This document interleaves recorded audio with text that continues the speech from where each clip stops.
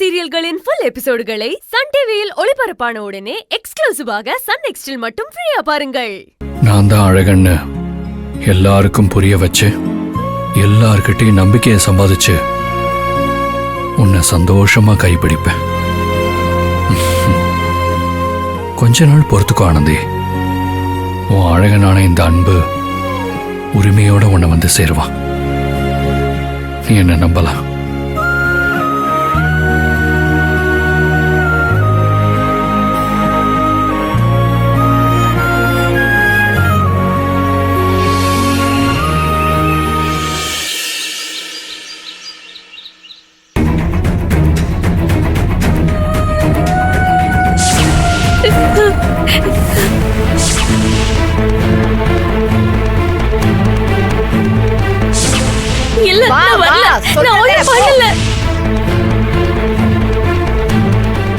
Sir, நான் சொன்னதுக்கு அப்புறம் நீங்க ஃபைலை மூவ் பண்ண போதும். ஓகே?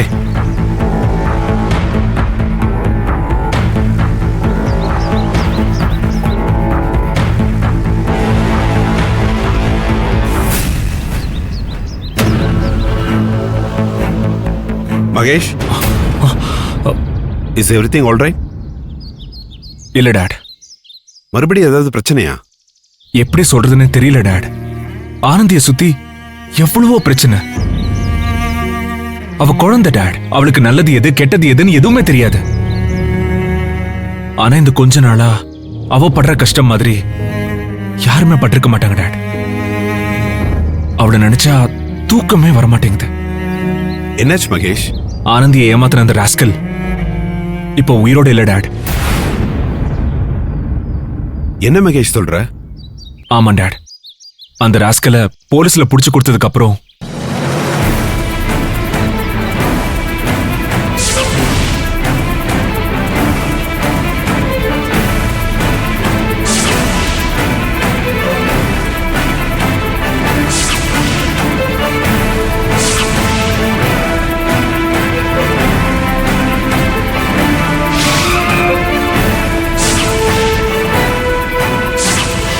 நந்தா கேஸ்ல நீங்க அரெஸ்ட் பண்ண வேண்டிய கொலையாளி இவருதான்.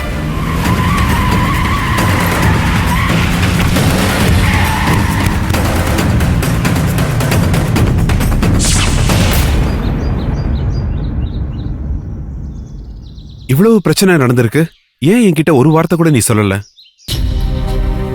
நீ என்கிட்ட சொல்லியிருந்தா நான் வந்து பேசி பிரச்சனையை சால்வ் பண்ணிருப்பேன்ல.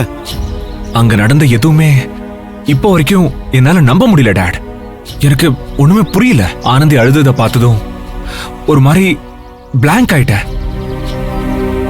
என்ன பண்ணணும் பண்ணக்கூடாதுன்னு ஒண்ணுமே புரியல டாட். ஆனந்தி என்னால அப்படியே விட முடியாது டாட். அவ கூடவே இருந்து அவளை கொஞ்சம் கொஞ்சமா இந்த பிரச்சனையில இருந்து வெளியே கூட்டிட்டு வரணும் டாட். பழைய மாதிரி சந்தோஷமா சிரிக்க வைக்கணும். எவ்வளவு பிரச்சனை வந்தாலும் நான் இருக்கேங்கிற நம்பிக்கையை கொடுக்கணும். அவ பாக்குற பணக்கார பையங்கிற தாட் அவளை விட்டு போகணும். என்ன விட அவளை யாரும் நல்லா பாத்துக்க முடியாதுன்னு அவளுக்கு தோண வைக்கணும். இனிமே நான் ஆனந்திக்காக மட்டும் தான் இருக்க போறேன். மகேஷ், நான் சொல்றேன்னு நீ தப்பா நினைக்காத. ஆனந்திக்கு கஷ்டமான டைம்ல நீ அவ கூட இருக்கணும்னு நினைக்கிறது நல்ல விஷயம்தான். ஆனா ஏன் டாட், அம்மா ஏதாவது சொல்லுவாங்கன்னு நினைக்கிறீங்களா? இல்ல, அம்மா இப்ப பிரச்சனை இல்ல. உனக்காக நான் அம்மாவை ஹேண்டில் பண்ணிக்குவேன். நான் சொல்ல வந்ததே வேற. இது நாள் வரைக்கும் உனக்கு தேவையானதை நானும் அம்மாவும் நீ கேட்காமலே செஞ்சிருக்கோம். ஆனந்தி விஷயம் ஒன்ன தவிர, ஏன்னா அது நீயா முயற்சி பண்ண விஷயம். நீ அன்னைக்கு அழுததும் என்னால தாங்கிக்க முடியலடா. அப்ப எனக்கு எப்படி இருந்துச்சு தெரியுமா? உன் அம்மா அதை பார்த்திருந்தா துடிச்சு போயிருப்பா. ஆனந்தி விஷயத்துல நீ மறுபடியும் சீரியஸ் ஆகிறது தான் கொஞ்சம் பயமா இருக்கு. டாட், இரு மகேஷ், என்ன கொஞ்சம் பேச விடு. நீ ஆனந்திய லவ் பண்ணாதன்னு சொல்ற சிச்சுவேஷன்ல நான் இல்ல. எங்களுக்கு நீ தான் முக்கியம். ஆனந்தி உன்னை லவ் பண்ணி ஏதோ மிஸ் அண்டர்ஸ்டாண்டிங்னா நான் இவ்வளவு பயப்பட மாட்டேன். ஆனந்தி மாதிரி ஒரு நல்ல பொண்ணு உன்னை கல்யாணம் பண்ணிக்கிட்டால் லைஃப் நல்லா இருக்கும்னு நானே பேசி புரிய வச்சு உங்க 2 பேருக்கும் கல்யாணம் கூட பண்ணி வச்சிருப்பேன். ஆனந்தி மனசுல நீ டோட்டலாவே இல்ல மகேஷ். அவளுக்காக நீ இவ்ளோ எஃபர்ட் போட்டு மறுபடியும் டிசப்பாயிண்ட் ஆயிடக்கூடாதுன்னு தான் எனக்கு பயமா இருக்கு. டாட், கண்டிப்பா இந்த தடவை அந்த தப்ப பண்ண மாட்டேன் டாட்.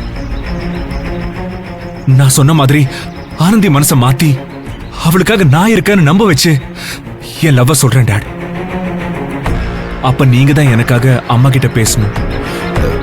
இங்க பாரு மகேஷ், இப்பவும் சொல்றேன், ஏன் சம்மதமோ உங்க அம்மா சம்மதமோ முக்கியமே இல்ல. ஆனந்தி உன்னை ஏத்துக்கணும். ஒருவேளை நீ சொல்ற மாதிரி எல்லாமே நல்லதா நடந்தா நான் உங்க அம்மாவை ஓகே சொல்ல வைக்கிறேன். ஆனா அது வரைக்கும் என்னால உனக்கு எந்த அஷூரன்ஸும் கொடுக்க முடியாது. இது போதும் டாட். ஆனந்திய நான் ஒத்துக்க வைக்கிறேன். Thank you dot.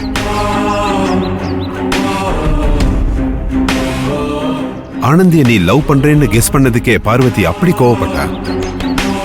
ஆனந்தி லைஃப்ல இவ்ளோ விஷயம் நடந்திருக்குதுன்னு இவளுக்கு தெரிஞ்சா என்ன பண்ணுவானே தெரியல. மகேஷ்காக கவலைப்படுறதா இல்ல பார்வதிக்காக கவலைப்படுறதான்னே தெரியல.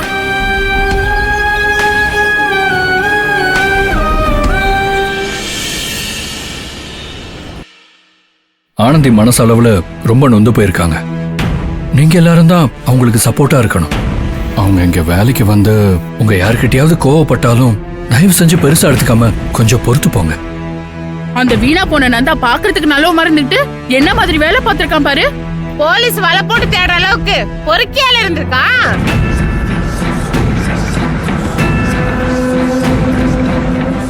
அவ சுயரூபம் இதுதான்னு கொஞ்சம் முன்னாடி தெரிஞ்சிருந்தா கூட ரகுவ அடிச்சு விரட்டின மாதிரி இவனையும் அடிச்சு விரட்டி இருக்கலாம். அவன் நல்ல நேரம் தப்பிச்சிட்டான். அவன் எங்க தப்பிச்சான்? அவன் தான் செத்துட்டானே. அவன் பண்ண பாவத்துக்கு தான் கடவுள் அவனை ஒரேடியா கூப்பிட்டுக்கிட்டாரு.